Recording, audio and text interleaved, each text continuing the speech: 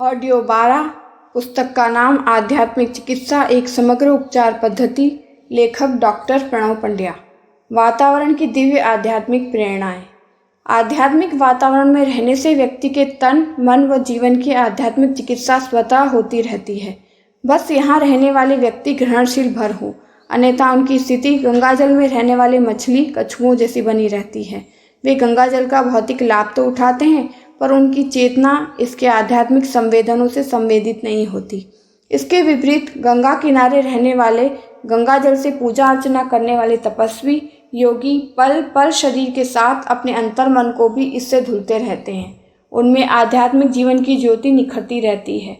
श्रद्धा और संस्कार हो, विचार व भावनाएं संवेदनशील हो तो आध्यात्मिक वातावरण का सानिध्य जीवन में चमत्कार पैदा किए बिना नहीं रहता। बरसात हो तो मैदान हरियाली से भर जाते हैं। हवा का रुख सही हो तो नाविक की यात्रा सुगम हो जाती है। यही स्थिति वातावरण की वैचारिक एवं भावनात्मक ऊर्जा के बारे में है। यदि यह ऊर्जा प्रेरक व सकारात्मक है तो वहाँ रहने वालों के मन स्वयं ही खुशियों से भरे रहते हैं। अंतर मन में नई नई प्रेरणाओं का प्रभाव उमकता रहता है।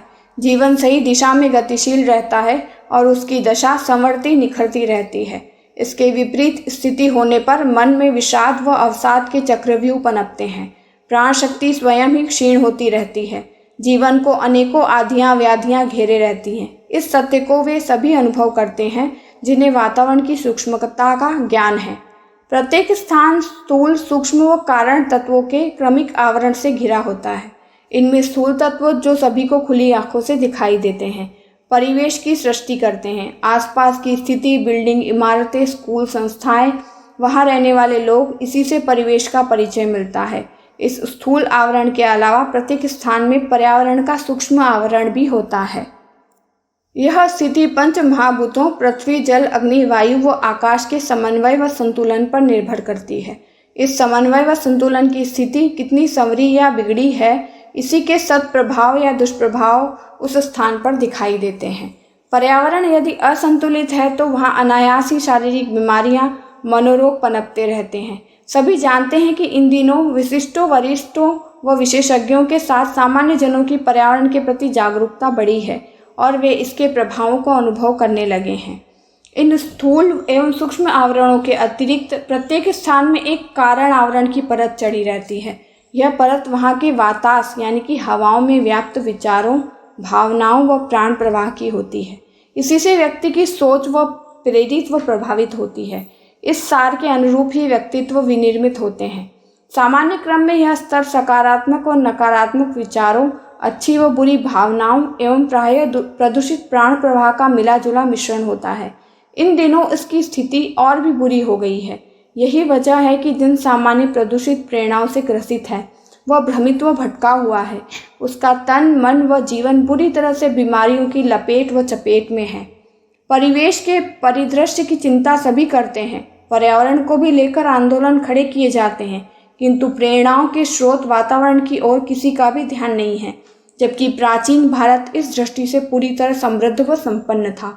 स्थान स्थान पर स्थापित तीर्थ, महामानवों की तपस्थली, सिद्धपीठ इस महान आवश्यकता को पूरा करते थे। यहाँ के आध्यात्मिक वातावरण के संपर्क में व्यक्ति अपने जीवन की उच्च स्तरीय प्रेरणाओं से लाभान्वित होता था। आज तो तीर्थ स्थानों को भी हास विलास व मनोरंजन का केंद्र बना दिया गया है। भाव भरी प्रेरणाएं वहाँ से नदारद है।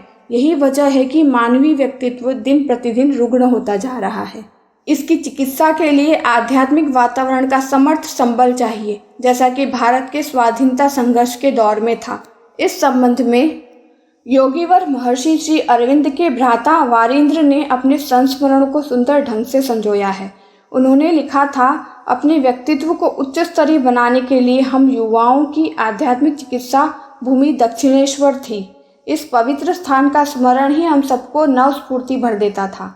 इसका कारण केवल यही था कि भगवान श्री रामकृष्ण ने यहाँ पर अद्भुत व अपूर्व तपस्याएं संपन्न की थी। यहाँ की मिट्टी में उनके तप के संस्कार थे। यहाँ की वृक्ष वनस्पतियों में उच्च स्तरीय जीवन की भावनाएं समाई थी। यहाँ की हवाओं में हम लोग उन महामानव के महाप्राण की अनुभूति पाते थे।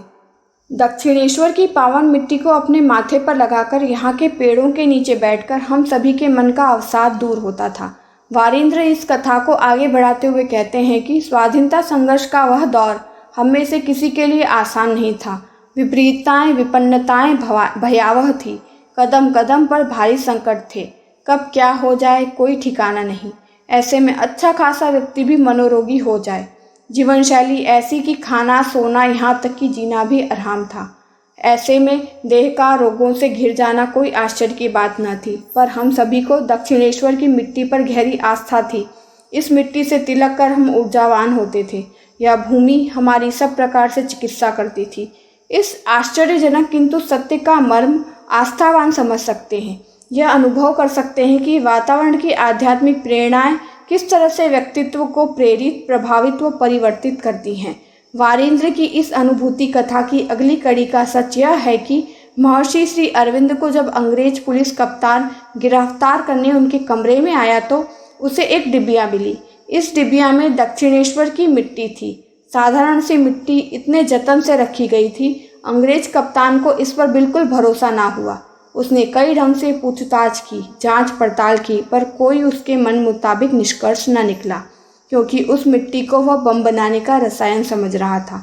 उसने उसे प्रयोगशाला में परीक्षण के लिए भेज दिया। प्रयोगशाला के निष्कर्षों ने भी उसे बेचैन कर दिया, क्योंकि ये निष्कर्ष भी उसे मिट्टी बता रहे थे, पर वह मानने के लिए तैयार नहीं था कि यह मिट्टी हो सकती है। सभी क्रांतिकारियों ने इस पर उसका खूब मजाक बनाया। वारिंद्र ने इस घटना पर अपनी टिप्पणी करते हुए लिखा था कि वह अंग्रेज कप्तान एक अर्थों में सही था।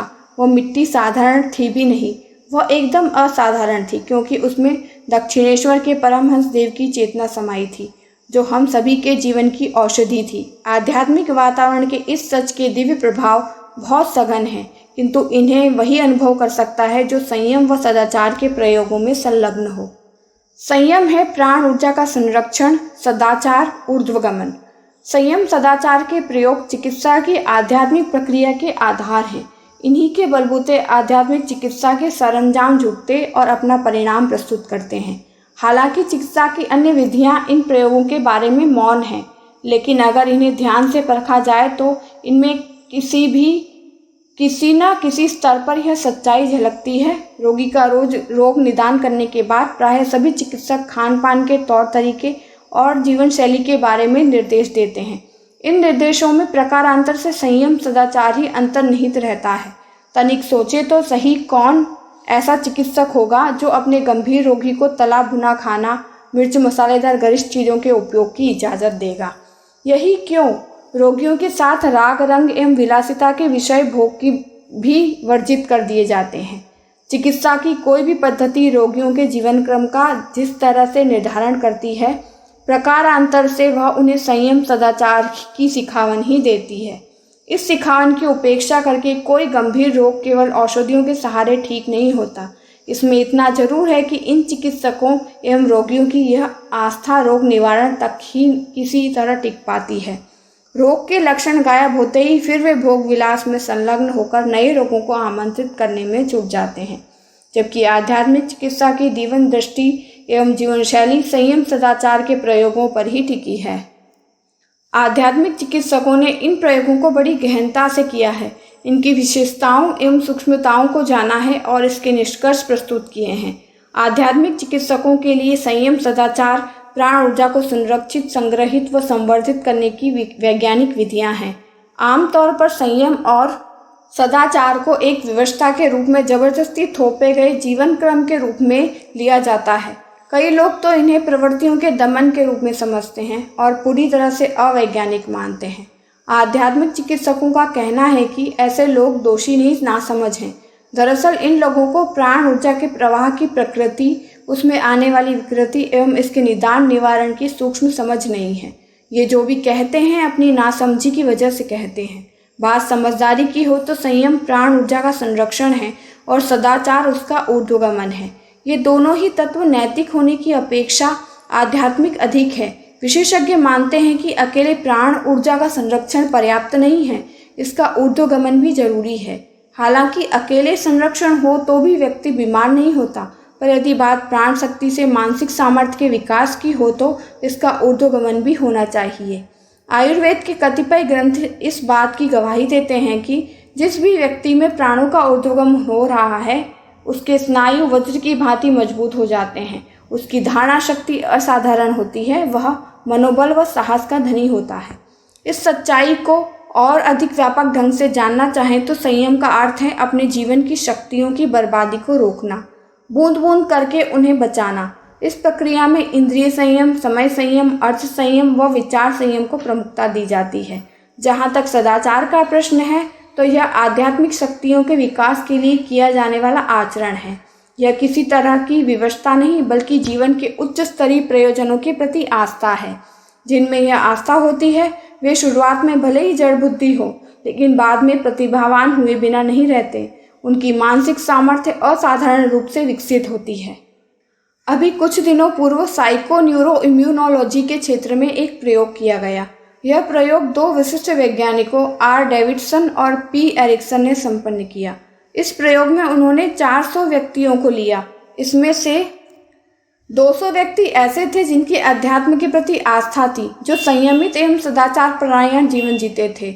इसके विपरीत 200 व्यक्ति इनमें इस तरह के थे जिनका विश्वास भोग विलास में था, जो शराब खानों व जुआ घरों में अपना समय बिताते थे, जिनकी जीवन शैली अस्त व्यस्त थी। इन दोनों तरह के व्यक्तियों का उन्होंने लगातार 10 वर्षों तक अध्ययन किया। अध्ययन की इस प्रक्रिया में उन्होंने देखा कि जो व्यक्ति संयम सदाचार पूर्वक जीते हैं वे बीमार कम होते हैं, उनमें मानसिक उत्तेजना, उद्वेग एवं आवेग बहुत कम होते हैं। ऐसे व्यक्ति प्रायः तनाव, दुश्चिंता से मुक्त होते हैं। यदि इन्हें कोई बीमारी हुई भी तो ये बहुत जल्दी ठीक हो जाते हैं। चोट लगने पर या ऑपरेशन होने पर उनके घाव जल्दी भर जाते हैं। इसके विपरीत असंयमित एवं विलासी मनोभूमि वालों की स्थिति इनसे ठीक उल्टा पाई गई है। इनकी जीवनी शक्ति नष्ट होते रहने के कारण इन्हें कोई न कोई छोटी मोटी बीमारियां हमेशा घेरे रहती हैं। छूत की बीमारियों की संभावना इनमें हमेशा बनी रहती है। तनाव, दुश्चिंता, उत्तेजना, आवेग तो जैसे इनका स्वभाव ही होता है। कोई बीमारी होने पर अपेक्षाकृत ये जल्दी ठीक नहीं होते। एक ही बीमारी इन्हें बार बार घेरती रहती है। चोट लगने या ऑपरेशन होने पर इनके घाव भरने में ज़्यादा समय लगता है। इस स्थिति को 1 दशक तक परखते रहने पर डेविडसन एवं एरिक्सन ने यह निष्कर्ष निकाला कि संयम सदाचार से व्यक्ति में प्रतिरोधक क्षमता में असाधारण वृद्धि होती है। इसी कारण उनमें शारीरिक व मानसिक रोगों की संभावना कम रहती है। यदि किसी तरह से कोई रोग हुआ भी तो उनसे छुटकारा जल्दी मिलता है।